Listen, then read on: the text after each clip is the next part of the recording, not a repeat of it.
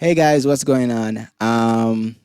First of all, I want to say it's a privilege and honor to be here. I love passion and purity, and I love everything they do, including this pre-exam praise, which I think is a great idea. It's a great move because sometimes, the stress is real in these streets.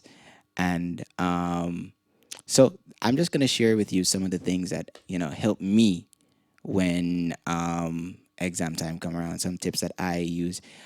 First of all, though this is a rough time, and though we feel like it's just me against the world, because the number on the people in exam is that I get as a result is gonna determine the direction of my life. So, you know, no pressure, but when I do feel that pressure, it helps, to remember that I'm not the only person that's doing that. There are literally thousands of other children who are doing the same examination as me.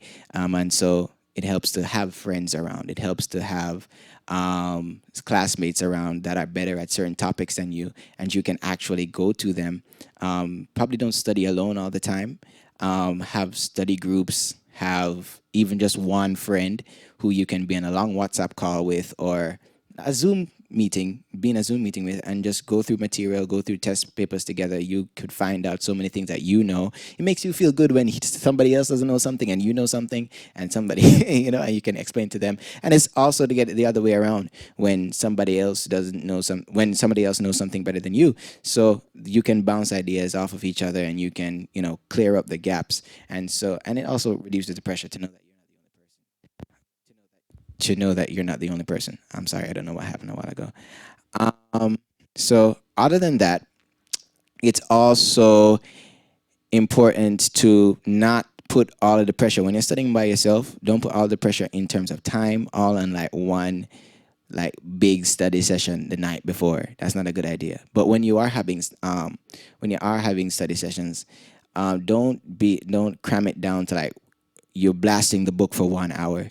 You know, personally, the way how I blast the book is actually write over notes. That's how I retain stuff. Like I retain it when I write it down again in my own words, rephrase it how I understand it, you know, and that helps. But what I'm talking about is time. So instead of like cramming the book for 1 hour, instead do it for about 15 minutes or 30 minutes and then take 30 minutes off, and don't do something dumb in the 30 minutes off, like watch a series, because you're going to want to finish the episode and then you're going to want to find out how the other episode concludes what happened.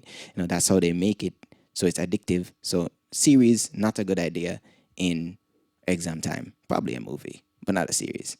Why did I just say that? That's the toxic. Don't take that advice. No movie, no series, short form entertainment only. But then again, TikTok is like addictive in that way, and so is Instagram, because the algorithm kind of. My point is 30 minutes on, 30 minutes off, or 15 minutes on, 15 minutes off. But don't pressure yourself too much. And the way you do that is to make sure that you start early, right? So that way you don't have to wait until the night before.